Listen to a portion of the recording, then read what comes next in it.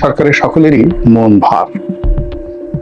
তারা যে খুব উল্লসিত বা এই কাজ করার ফলে তারা যে খুব বিজয়ী হয়ে পড়েছেন, এরকম কোনো অভিব্যক্তি আমি তাদের চোখে দেখিনি। স্পষ্টতই সরকারে যে দুজন ছাত্র প্রতিনিধি রয়েছেন আর রাজপথে যারা আছেন হাসনাত সার্জিস, তাদের মধ্যে বিরোধ এখন তুঙ্গে। আমেরিকা সর্বশক্তি নিয়োগ করছে এই মুহূর্তে শুধুমাত্র চীনকে একটা উচিত এবং দাঁত ভাঙার জবাব দেওয়ার জন্য এবং ওই অঞ্চলে নিজেদের আধিপত্য বজায় রাখার জন্য। আর এই কাজে বাংলাদেশকে একটি ট্রানজিট পয়েন্ট হিসেবে তারা ব্যবহার করার চেষ্টা করছে। এর পরের যে খবর সেটি হলো সরকারের ভিতরে এবং বাইরে ডক্টর আসিফ নজরুলকে উদ্দেশ্য করে বা তাকে টার্গেট করে যে সকল কথা এবং বার্তা ছড়ানো হচ্ছে, তাতে করে এই ভদ্রলোকের জীবন রীতিমতো জাহান্নামে পরিণত হয়ে গেছে। তিনি অসহায় হয়ে পড়েছেন এবং এতটা অসহায় যে ফেসবুকে এসে তার নিজের মনের কথা বলতে হচ্ছে। আশ্চর্যজনক ব্যাপার হলো তার সেই ফেসবুক যে কমেন্টগুলো, সেই কমেন্টগুলোতে তার পক্ষে কোনো লোক নেই। আর তারা সর্বোচ্চ চেষ্টা করবে ছলে বলে কৌশলে আওয়ামী লীগকে বাংলাদেশে রাজনীতির ধারক বাহক করার জন্য, শেখ হাসিনাকে আবার ঢুকানোর জন্য। এখানে রাষ্ট্রের পক্ষ থেকে, সরকারের পক্ষ থেকে নিষেধাজ্ঞা জারি করা হয়েছে, এগুলোকে তারা একটা কচু পাতার পানিও মনে করছে না। যেখানে শেখ হাসিনার যদি ক্ষমতা ধরেন, সেই ক্ষমতা যদি 100 ডিগ্রি ফারেনহাইট হয়, আর এখন ডক্টর মোহাম্মদ ইউনূসের ক্ষমতা যদি ধরেন তাহলে 0 ডিগ্রি ফারেনহাইট, এটার কোনো উত্তাপই নেই, জিরো। তো সেই 100 ডিগ্রি ফারেনহাইট নিয়ে জামাতের মতো একটা ছোট দলকে তারা সর্বশক্তি দিয়ে নিষিদ্ধ করার চেষ্টা করেছে, দমন করার চেষ্টা করেছে, পীড়ন করার চেষ্টা করেছে। ফলাফল শুধু 0 নয়, রিভার্স, উল্টো হয়ে গেছে। তো সেই দিক থেকে 0 ডিগ্রি তাপমাত্রা যাদের সরকারের, সেই সরকার আওয়ামী লীগের বিরুদ্ধে বিরাট একটা সিদ্ধান্ত নিল, আর অমনি সেটা আগ্নেয়গিরির অগ্নুৎপাতের মতো সেই জ্বলন্ত লাভা সেটি এই ভূপৃষ্ঠে উদ্গীরণ করা শুরু করলো। এটা কখনো হবে না। এই মুহূর্তের কয়েকটি স্থানীয় এবং আন্তর্জাতিক সংবাদ শিরোনাম, এবং সেই সংবাদ শিরোনামের সঙ্গে আমাদের আগামী রাজনীতি, আমাদের জাতির ভাগ্য কিভাবে জড়িত হতে যাচ্ছে, সেই বিষয়গুলো নিয়ে আলোচনা করব। স্থানীয় বাজারে যে খবর, সেই খবরটি হলো আওয়ামী লীগের কার্যক্রমকে নিষিদ্ধ করা হয়েছে ছাত্র জনতার দাবির মুখে। মূলত এটা সরকারের একটা ব্লু প্রিন্ট হতে পারে, অথবা এই কাজ করার জন্য সরকারকে বাধ্য করা হতে পারে। এটি নিয়ে মিশ্র প্রতিক্রিয়া রয়েছে। ছাত্র এবং জনতা যারা রয়েছেন তাদের মধ্যে যে ঐক্য ছিল আগস্ট, সেপ্টেম্বর, অক্টোবর মাসে, সেই ঐক্যে সম্প্রতি ফাটল ধরেছে, ভীষণ রকম ফাটল ধরেছে। নানা রকম মৌলিক যৌগিক যে রসায়নগুলো সরকারের ভিতরে এবং বাইরে চলছে, যে আমরা দেখতে পাচ্ছি। এরপর বাংলাদেশকে কেন্দ্র করে কতগুলো আন্তর্জাতিক ঘটনা ঘটছে, সেগুলো বলার আগে আওয়ামী লীগ যে নিষিদ্ধ হলো ওটা নিয়ে 2-4 কথা বলে নেই। আওয়ামী লীগ নিষিদ্ধ হলো, এটা বিএনপি ভালোভাবে নেয়নি। সবাই অভিযোগ করছে যে জামাতের যারা নেতৃবৃন্দ তারাই এই কর্মটি করিয়েছেন। কিন্তু পুরো পরিস্থিতি এতটা নাজুক হয়ে পড়েছে যে আমিরে জামাত একথা বলতে বাধ্য হয়েছেন রাজনৈতিক দলগুলোর সঙ্গে আলোচনা করে আওয়ামী লীগ নিষিদ্ধের বিষয়ে যদি কোনো সিদ্ধান্ত নেওয়া হতো এটি ভালো হতো। অন্যদিকে শাহবাগে যে উত্তাল সেই ছাত্র জনতার সম্মিলন চলছে, সেখানে আনন্দ মিছিলের প্রস্তুতি চলছে আমি যখন এই ভিডিও করছি।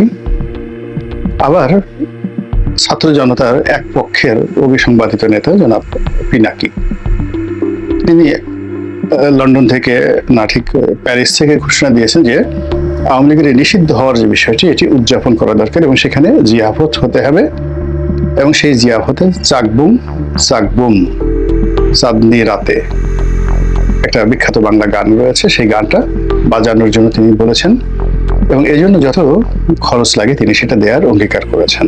আমাদের সীমান্তে দুটো বড় বড় সমস্যা রয়েছে, ভারতের সঙ্গে এবং মায়ানমারের সঙ্গে। মায়ানমারের সম্পর্কটি এখন আন্তর্জাতিক অঙ্গনে আমরা দ্বিমুখী চাপের মধ্যে পড়েছি। আমেরিকা এবং পশ্চিমা রাষ্ট্র, বিশেষ করে ইউরোপীয় ইউনিয়ন, তারা চাচ্ছে যে বাংলাদেশের ভিতর দিয়ে একটা মানবিক করিডর দেওয়া হোক এবং সেই করিডরটি জাতিসংঘ ব্যবহার করবে মানবিক ত্রাণ পৌঁছানোর জন্য। কোথায়? সেই আরাকান রাজ্যে। তো যেখানে আরাকান রাজ্যে সীমান্তে আরাকান আর্মির প্রহরারত এবং এই আরাকান আর্মির দ্বারা যারা বাস্তুচ্যুত, তাদের মধ্যে জাতিসংঘ কিভাবে ত্রাণ পৌঁছাবে এটা আমার মাথায় ঢোকে না।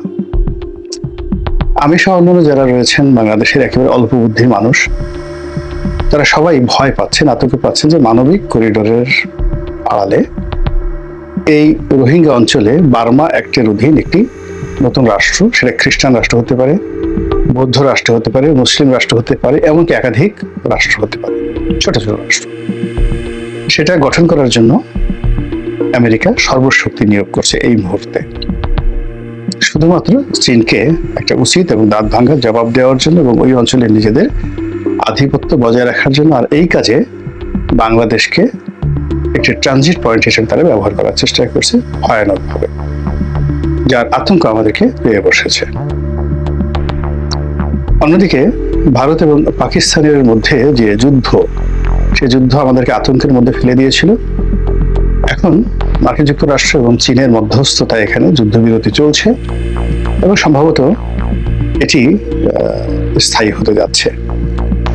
অতীতে যে কয়বারই ভারত এবং পাকিস্তানের মধ্যে যুদ্ধ হয়েছে, পুরো যুদ্ধটাই ছিল রাজনৈতিক। যখন দুটো রাষ্ট্রে শাসকরা খুব বিপদের মধ্যে থাকেন, তখন তারা এই সীমান্তে উত্তেজনা তৈরি করেন, আবার খুব তড়িঘড়ি করে সর্বোচ্চ 1 সপ্তাহ থেকে 15 দিনের মধ্যে এই যুদ্ধ নিষ্পত্তি হয়ে যায়। এইবারের যে রমরমা যে অবস্থাটা ছিল, যুদ্ধদেহী যে অবস্থাটা ছিল, তাতে সকলের মধ্যে একটা সাসপেন্স চলে আসছিল যে পরমাণু যুদ্ধ বোধহয় শুরু হয়ে গেল, কিন্তু সেটি বন্ধ হয়ে গেছে। এবং আমার ক্ষুদ্র বুদ্ধি নিয়ে একেবারে প্রথম দিকে যখন আমি ভিডিও করেছিলাম, তখন আমার কাছে মনে হয়েছিল যে এই যুদ্ধ বেশি দিন দীর্ঘস্থায়ী হবে না এবং এটা খুবই দ্রুত নিষ্পত্তি হয়ে যাবে। এবং এটি নিষ্পত্তি হয়ে গেলে বাংলাদেশের জন্য এক ধরনের বিপদ, আর নিষ্পত্তি না হলেও আর এক ধরনের বিপদ। যদি পাকিস্তান জিতে যেত, পুরো বাংলাদেশে পাকিস্তানি আধিপত্য, ইসলামপন্থীদের বাড়াবাড়ি, এটি মারাত্মক আকার ধারণ করত। আর ভারত যদি জিতে যেত, তাহলে আমাদের সর্বনাশ হতো। কিন্তু এই যে একটা যুদ্ধবিরতি, সেই যুদ্ধবিরতিতে ভারত যে সময়টা পেয়েছে, ব্রিদিং সময়টা পেয়েছে, শ্বাস নেওয়ার সময় পেয়েছে, এই সময়টিতে তারা বাংলাদেশে কূটনৈতিক চাল চালবে। এবং এখন আমাদের জন্য যে বুদ্ধির দুর্ভিক্ষ চলছে, চিন্তা এবং চেতনার যে দুর্ভিক্ষ চলছে, এই দুর্ভিক্ষের মধ্যে অস্ত্রের আঘাত, যুদ্ধের দামামা, এগুলোর চাইতে কেউ যদি আমাদের সাথে চালাকি করে, তারপরে আমাদেরকে ঠকানোর চেষ্টা করে, আমাদের সঙ্গে কূটকৌশল করে, এটি আমাদের জন্য রীতিমতো ডিজাস্টার। এর কারণ হলো গত সেই 15টি বছর ধরে ক্রমাগত জুলুম, অত্যাচার, তারপর সেই জুলাই আগস্ট থেকে আজ পর্যন্ত সরকারের সম্ভোগ গতি, সর্পগতি, সর্পিল গতি এবং তাল বেতাল, যেটিকে ডক্টর মোহাম্মদ ইউনূসের ভাষায় লড়র ভড়র, সব কিছু লড়র ভড়র হয়ে গেছে। এই লড়র ভড়রের কারণে আমাদের মন এবং মস্তিষ্কের উপর গজব নাজিল হয়ে গেছে। মন থেকে ভালো কোনো সুভাষিস আসে না, মস্তিষ্ক থেকে ভালো কোনো চিন্তা আসে না। ভীষণ রকম আমরা অস্থির অবস্থার মধ্যে আছি। এভরিবডি, দেশ, কাল, জাতি, সমাজ, খুব সহজে ভয় পাই, খুব সহজে আনন্দিত হয়ে পড়ি, খুব সহজে কেঁদে দেয় এবং খুব সহজে হেসে দেয়। এরকম আমাদের একটা জাতিগত বৈশিষ্ট্য হয়ে এসেছে। তো এই সময়টিতে যদি কেউ আমাদের সঙ্গে চালাকি করে, একটা চকলেট দেখিয়ে বলে এটা বোমা, একটা বোমা দেখিয়ে যদি বলে এটা চকলেট, আমরা এই দুটো পার্থক্য এই মুহূর্তে করার মতো অবস্থায় নেই। তো সেই কারণে ভারত যদি তার চাণক্য নীতি নিয়ে আমাদের সঙ্গে খেলে, এটি সংগতিকালীন একটা মহাবিপদ এবং বিপর্যয় তৈরি করে ফেলবে। তো সেই দিক থেকে শেখ হাসিনার যে চ্যাপ্টারটি, আওয়ামী লীগের চ্যাপ্টারটি, ভারতের সঙ্গে বাংলাদেশের যে সম্পর্কের চ্যাপ্টারটি ভারত পাকিস্তান যুদ্ধের মধ্যে এটি চাপা পড়ে গিয়েছিল। এখন ভারতের যে ওয়েস্টার্ন ফ্রন্টে শান্তি স্থাপিত হওয়ার সঙ্গে সঙ্গে ভারত এখন ইস্টার্ন ফ্রন্টে, অর্থাৎ এই যে বাংলাদেশের সঙ্গে তাদের যে সীমান্ত রয়েছে, দীর্ঘতম সীমান্ত প্রায় 4500 কিলোমিটার, এই সীমান্তে তারা নজর দেবে এবং তারা এখানে দুটো বৃহৎ শক্তির উপর প্রভাব বিস্তার করবে। 1 নম্বরে আওয়ামী লীগ, 2 নম্বরে সেনাবাহিনী, 3 নম্বরে আমলাতন্ত্র, 4 নম্বরে তাদের যে ব্যবসায়িক গ্রুপ রয়েছে বাংলাদেশে, সাংবাদিক ব্যবসায়িক গ্রুপ, তাদের উপর। এবং এসব কর্মকাণ্ড করে প্রথমত এখানে যে সকল রাজনৈতিক শক্তি রয়েছে তাদেরকে আরো দুর্বল করবে, একেবারে যাকে বলা হয় সিকিমের পর্যায়ে তারা নিয়ে যাবে।